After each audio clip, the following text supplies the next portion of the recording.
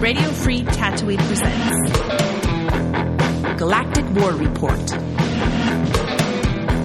a Star Wars Galaxy of Heroes podcast.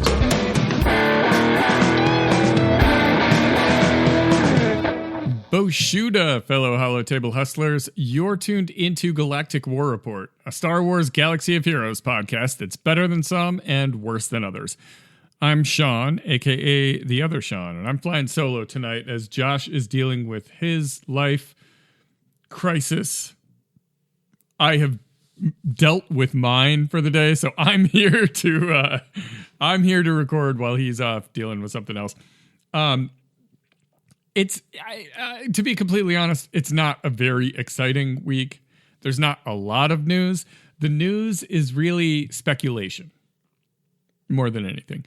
Plus, we're in the middle of a conquest, so we've got a little bit of conquest to talk about. I'm going to be completely honest. You may hear my voice is a little different. I am perfectly fine. I have been eating Mike and Ike's, and they just tore me up. So that's why I sound a little different today. But yeah, so I'm gonna do my best to go over the week in Star Wars Galaxy of Heroes. Really, like I said, it's speculation about a Grand Admiral Thrawn. So we'll get to that. What that could mean and why people are all talking about it. I get it. It's exciting, isn't it? Exciting stuff. We all love Thrawn. But first, let's take a look at some blurf days.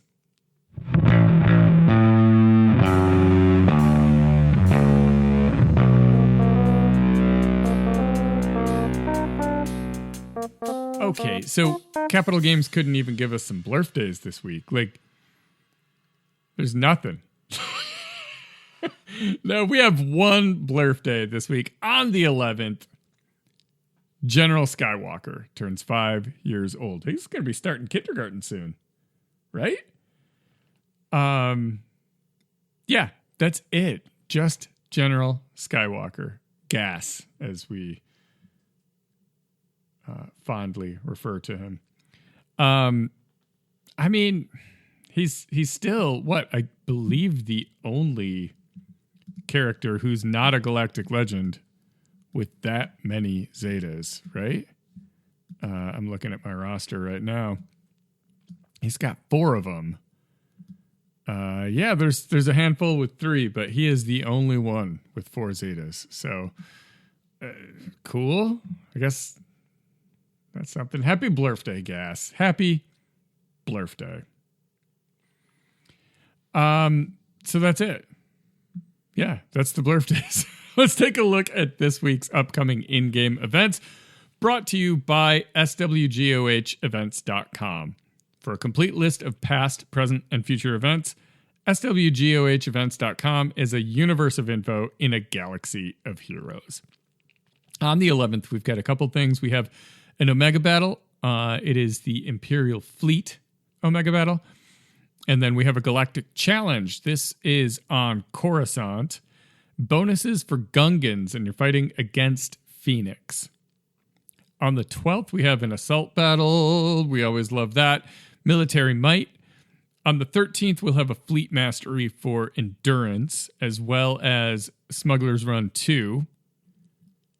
On the 14th, we have an Omega Battle on Coruscant, as well as, the 14th. That's the day Conquest ends. So, of course, that's going to be nuts. We've got the Omega Battle on Coruscant. We have territory battles starting back up. God, it feels like we just got done with that. Our guild kind of goofed up. We didn't do great on our last territory battle. We really didn't. I messed up the Reva mission like a dolt. I did my deploys and did so on combat missions, but a lot of people missed. So we'll do better. We will do better next time, right? But yeah, that's going to be a dark side territory battle, or of course, Rise of the Empire. We also have Grand Arena Championship Season 58, Week 2 starting up. We'll go over Season 58, Week 1 and how that has gone so far later in the program. Because, man, I got some stories to tell. On the 14th, we also have Proving Grounds, as Conquest will have ended, as well as Ultimate Journey. And because it's a Monday, we'll have a Galactic Challenge. We don't know the deets yet, just be ready. This week's Monday Galactic Challenge was super easy. So next week's will be painful. I'm guessing completely. On the 15th, we have Discarded Doctrine. So anyone working on Executor, now's your time to shine. 16th is another assault battle, Rebel Roundup. So not bad. This week really should keep us busy. It'll be nice with Conquest done. And hopefully I'll have some good datacrons by then so I can chill, kick my feet up, and just not worry for a moment instead of constantly chasing the datacron meta. Let's see. Top stories. Okay. Before we dive into any of these stories, let's give a quick shout out to our fantastic Patreon supporters. If you enjoy what we do and you want to be part of our exclusive community, head over to patreon.com/Galactic War Report. Your support makes this podcast possible, and you get access to the VIP section of our Discord server. So, the only story this week has to do with Merrick. And you may have seen stuff on YouTube or Discord or whatever talking about a Galactic Legend Thrawn. And I'm not going to flush this. You know how I hate conspiracy theories, right? I hates them almost to a crazy level. I don't do conspiracy theories at all. But this one, it's not so much a conspiracy theory. It's a story of some info that got out and then got retracted. So, essentially, Merrick came out this week, and after the kit reveal and all that, they put out a Q&A about him, dev response. And one of the top questions was, why didn't you give Merrick the Night Sister, Empire, or Imperial Remnant tags? And the answer says it all kind of makes sense. They said, he's not really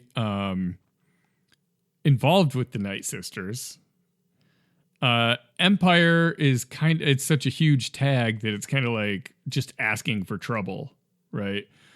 And then Imperial Remnant, I'm looking at it here. Okay, yeah, it says, additionally, being a mercenary means he isn't part of Moff Gideon's faction as well.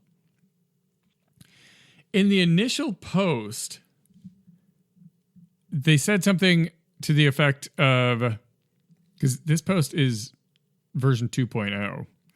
In the initial post, it said something along the lines of,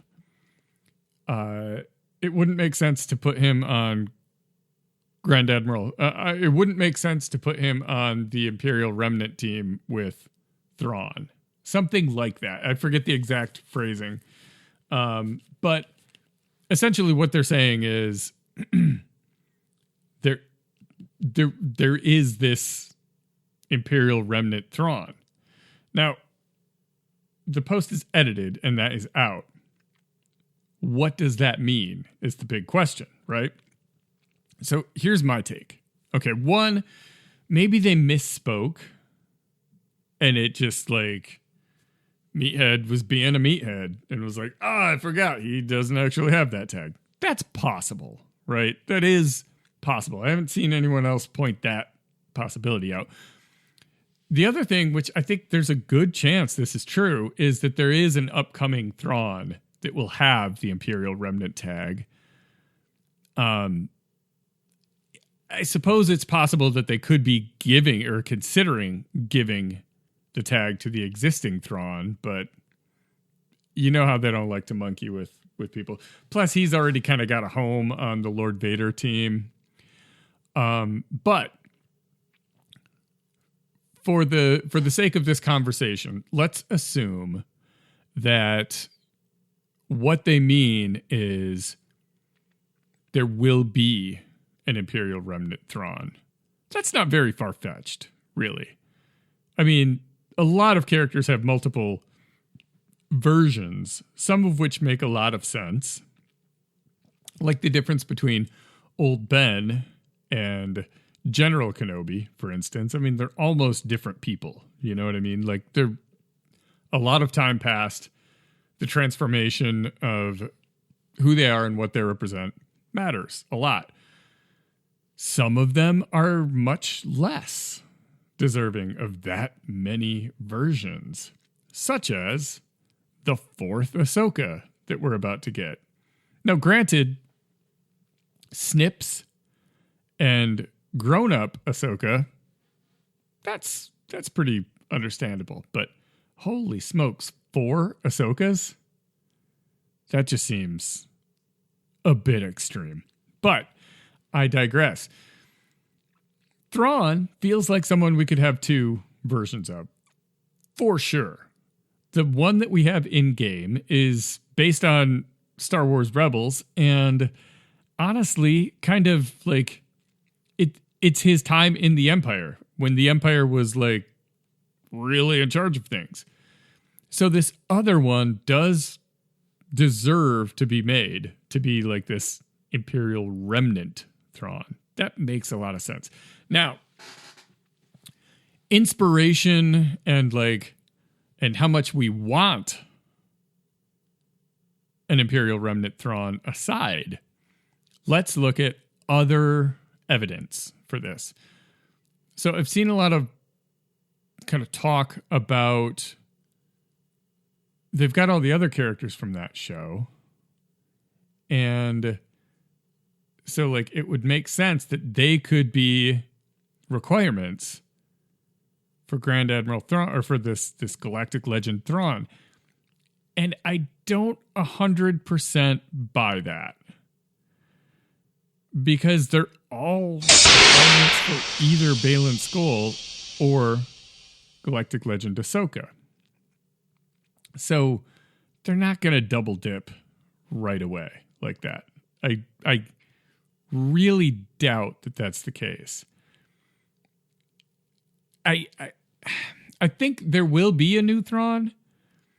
Maybe it's going to be a Galactic Legend, but I'll admit I've had a really weird week. I got like a sick kid, and that always messes things up, you know, as far as your daily routines and your free time and all that. Like, I've been trying to keep up, but one thing that I haven't seen a lot of people discuss is like, okay, so maybe there's a new Thrawn. What? Why would we think it's a Galactic Legend? Like, sure, he's worthy of being a Galactic Legend. He and Ahsoka would make a nice pairing as 2 Galactic Legends, you know? But I'm not entirely sold on the idea that he would have to be a Galactic Legend. He could very well be a conquest character, as Ezra Bridger is. That way, they wouldn't have to release brand new characters to farm for him, because all of those characters have been released. Who else could they possibly release as marquees to make people farm something? I mean, if you look at the books, sure, you've got Rook. I guess Rook was in Star Wars Rebels as well, but that's possible, right? Captain Pelion, again, possible, but like there isn't really a lot there. I feel like it would make more sense for him to come out as a conquest character, where he just fits onto an already existing team and kind of takes it over from Captain Enoch, maybe. I could totally be wrong, but I think it's worth considering that maybe we're going to get a new Thrawn, an Imperial remnant Thrawn. That's worth considering. But jumping right to Galactic Legend seems a bit fishy for me. If they slipped up and said something about an Imperial remnant Thrawn before they were ready to, this feels like so far before they'd be ready to talk about it that I don't really see that being the case. I think maybe, just maybe, we're looking at a conquest character. And that's a whole lot of me talking about a whole little, but there it is. All right, let's talk conquest. We're wrapping up conquest here, and I'm looking at probably hitting max crate again after swearing I wasn't going to last time, and I did it, and now I'm gonna do it again. I only need 11 more key cards, and I'm there, so it's probably gonna happen. I'll be honest, like, it's a drag. These last couple feats are killing me. I'm at the point now where I really have to find something that I can cheese. I've cheesed so much already. I got all the globals done. I got most of the sector things done. I only need 11, and I got to get a few more wins with Geonosians, and then I'll have 10 more. So I'll be one key card away, which might as well be 1 million, you know? So I got to figure something out. I don't want to do the Morgan Elsbeth kills. That just doesn't sound like a good time. I think I'll probably try to cheese either Retaliate or Decay and get done with it. I'm working on a video for how to cheese any survival feat as well. I've mentioned it here on the pod that if you use, I only bring it up because I get asked about it pretty regularly, that if you use a Volatile Accelerator and 2 Amplify Agonies, we know this is a killer combo. Use it with Reva and one other person on your team, and everything dies before it can take a turn. You literally do not have to take a turn. Only 2 people on the team are Reva and Night Sister Acolyte, or Morgan, or Geo Spy. And it's a surefire way to get some of those survival feats knocked out. I know this podcast is going to release just a few days before Conquest ends, but maybe that'll help somebody. And I think it's kind of evergreen to know about that, because Volatile Accelerator and Amplify Agony are like staples. So most likely that's going to happen again. Even if they remove one, they'll come back. You know they will. So yeah, I'm pretty close to being done finally with this conquest. All right, I'm gonna give you a quick Grand Arena breakdown. This is going to be a short episode. There isn't much to talk about, and Josh is gone, so it's just me. Like, I'll hop on and say a little something, because I wanted to, put a wet blanket over this raging fire of Thrawn speculation. I wanted to be that wet blanket. But okay, so Grand Arena, back in 5v5.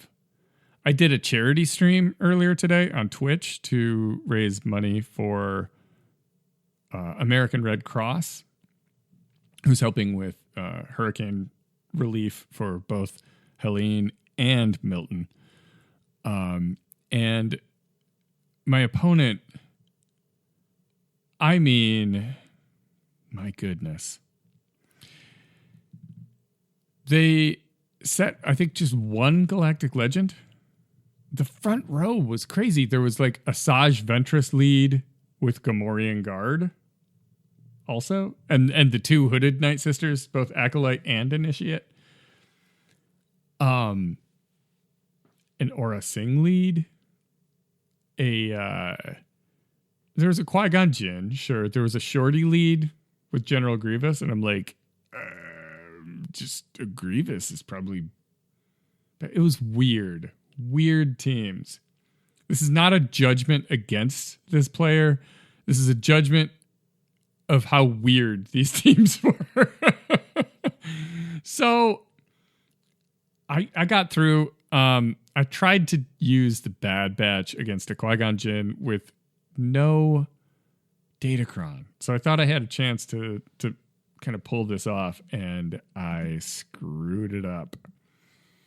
I don't know how, but it got away from me. So that match was no good. I cleaned it up with Jedi Master Luke.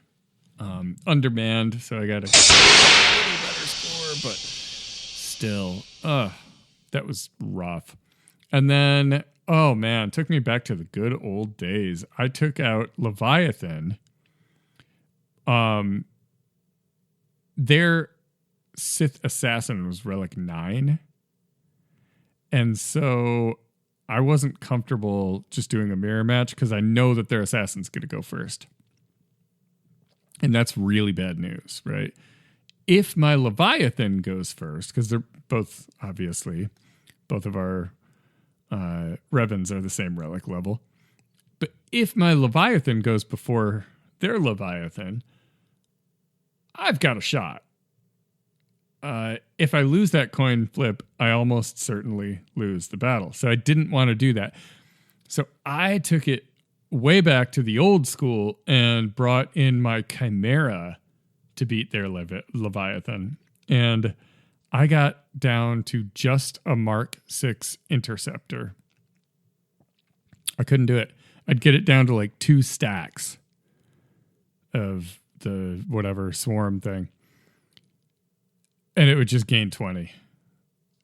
And I would die inside. That kept happening. So I had to go in there and smoke just a Mark 6 Interceptor. That was all it was. No reinforcements left. I killed everything else. Just that one stupid Interceptor. But anyways, I don't know. They haven't attacked yet, but I put up 18-16. I'm hoping that's going to be enough. I think there's a good chance that it won't, because the only Galactic Legend they set weird stuff in the front 2 sectors, and then in the back they had this super legit Leia team that I barely beat. So we will see how that goes. But that means they have all these other Galactic Legends available to attack me, and that is just a little intimidating to think that this absolutely crazy defense plan might just work. We'll see. All right, let's see. That was, there's only one round. That's it. It just started. So, like I said, short show. I'm sorry. We'll be back next week with much, much more to talk about. But as it stands, I only have one thing left to talk about. And that's who I'm grinding. So this week, I made a few moves. I made one that is very, very satisfying. So Night Trooper went from 63 up to 84 out of 85. So I am just watching that clock. When it ticks over to 1 a.m., I finish that. Well, I don't finish it, but I take him to 6 stars anyways. Death Trooper Peridia went from 28 out of 30 up to 27 out of 65. Not bad. Not bad. Captain Enoch Nothing happened there. Great Mothers. I just got some stuff from the calendar. They went from 22 up to 29 out of 30. Oh, no, that's from the pack I bought on last week's show is how that happened. Morgan Elsbeth was at 80 out of 85. She is now at Relic 3. That feels good. I can go back to farming signal data. That is so important in this game to take some time and just focus on signal data. Shin and Merrick, nothing to report there. The only other things I did, I gave Merrick, I took him up to gear 11. I guess you can report that. And I gave him his Zeta. So they're, done. The other sort of exciting thing I did was I gave an Omicron to Luthen. And then I did not use him in Grand Arena, and I feel like a big silly doofus for that. In my defense, I was going to look at defenses today and kind of get that under control, and then my kid got sick. So, life happens. Sometimes your defenses stink because you got to do some other important things. And that's it. Datacrons, I farmed up a lot more, but I don't have any more at level 9 yet. So nothing exciting to report, really. It's just that same slow grind that everyone else is on.